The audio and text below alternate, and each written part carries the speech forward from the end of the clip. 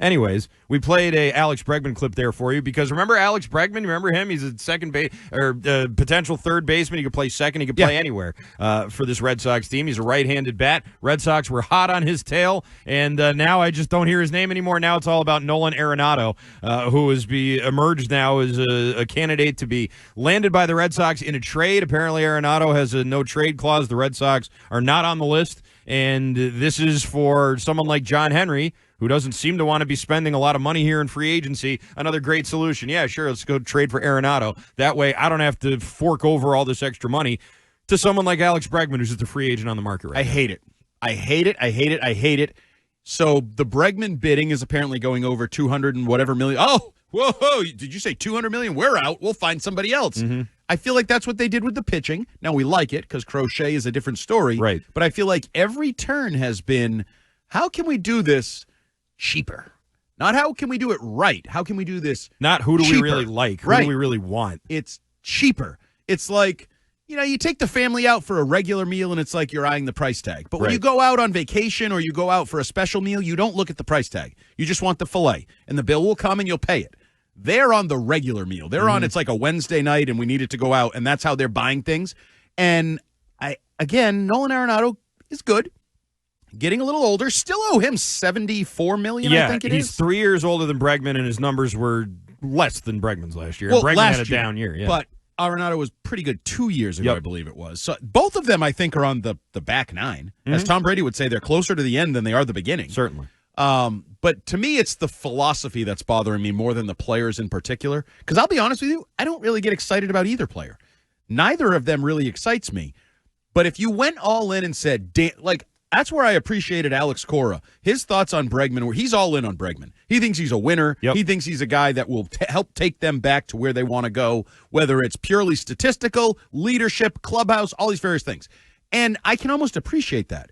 But when you start making decisions just solely upon where the price went and, we're going to look in a different direction, again, as the Boston Red Sox, you're not Tampa, you're not Kansas City, although Kansas City spends some money sometimes. They did last year, yeah. Like, you don't need to make these decisions based on the finance. You need to get your ass out there and build a baseball team. And I didn't like those comments. We didn't talk about it, I don't think.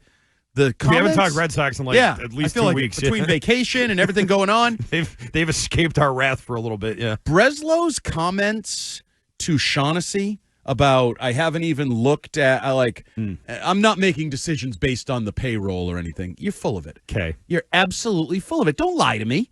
This is why I got all mad at Mayo postgame. Don't lie to me. Then how come Juan Soto's not a Boston Red Sox? Right. Right? If it really has nothing to do with the payroll, how come that didn't happen? Right. And that and you were interested in all these starting pitchers, except then you went and found the guy who's cheap. And some of us thought, well, you'll just use that money to immediately extend him. And you're like, nope, we're not doing that. Not at all. We're not in any rush to do that. Mm-mm. How do you expect me to believe you don't have an eye on the bottom line when every move you make looks like it has an eye on the bottom line? Like, I'm sorry. I'm not going to believe your words. I'm a big believer in actions speak much louder than words. And their actions say at every turn, they're trying to save money. Yeah. Oh, we got prospects. We can trade. We can trade our butts off. Woo! And will you have the best team you can have? No. I agree with you. There is one cruel, ironic development that happened here in the last 24 hours, though. Chris Martin, one of the Red Sox primary, if not their primary setup man for last year, to Kenley Jansen, part of the bridge to Kenley Jansen. I know he was hurt and missed part of the year, but when he was in, he was very effective. He was a free agent. The Red Sox offered him some money to stay.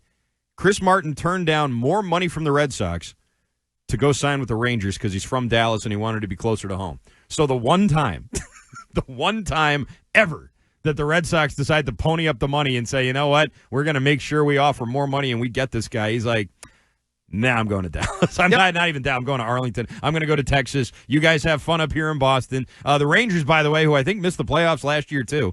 So, it's really just about home and comfort and all that for him and really nothing else. But I thought that was kind of funny. They're cheaping out on all these guys, and then the one guy they actually give money to, they're like, yeah, come on, we'll pay you a little bit more. And he's like, nah, I'm just going to go to Texas. But it makes sense. That's the way they do business. It's true. That's like where they'll waste money on Giolito or one of these shorter-term mid-tier contracts. Mm-hmm. Like, they don't look at that as wasting money the same way as, oh, my God, $200 million, the back end of that deal. Or like, It's infuriating. Now I know why you are the way you are. Yeah. When you really... The Red Sox made me this way. They do. They break Yeah. you. They're like a losing season for the Patriots. It broke everybody down there. The Red Sox mentality just breaks everybody. Yeah. And even little deals now, the Cam Boozer trade pissed me off. Yeah. Cam Boozer was better than Aroldis Chapman last year. All right, I'm not saying he's great, and he's a little older and whatever, but he was like a good story. He came from the independent league. He pitched well for you. There were stretches last year where he was your best reliever by far, and you trade him to the White Sox for nothing? Like, what? Okay, great. That's nice. You're trying to rebuild your bullpen, and you get rid of one of your power lefties for nothing, really, just to do it. Like, that's everything they do annoys me. Like, everything the Red Sox have been doing, aside from the Crochet trade, has been annoying this offseason. And everything they do causes you to look at everything else in a different light. Yeah. And it makes you negative. Skeptically. Cynically. For example, there was the report today that we were talking about in the email chain that Vlad, if he doesn't get what he wants in Toronto, he knows the Red Sox are waiting. 2026, the Red Sox will sign him okay. It was written as like a fact. Bob Nightingale. Bob Nightingale actually wrote to some effect that if he can't reach a deal with Toronto, the Red Sox will sign him. Yeah, naturally. And $450 million is the number thrown out there. Sure. No chance. There's no chance of the Red Sox giving him that contract. No chance. And that is just based on... Yankees might do it. Oh, Dodgers might do it. A real team that spends money very might do believable. it. The Red Sox, not doing it. Padres might do it. There's plenty of other teams that have a much more recent track record of actually making moves like that. Hell, Kansas City, more recent track record. Minnesota.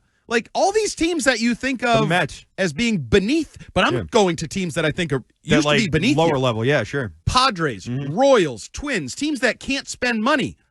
They do spend money. They've spent money more recently than you have. The Mariners, yeah, there's and other take teams. your Trevor Story contract and shove that up your bum too. I'm not buying that, and I'm not buying the idea that, so now we're actually teasing fans a full year in advance. They're going to be interested in Vlad. In fact, he's going to come here. You know who never comes here?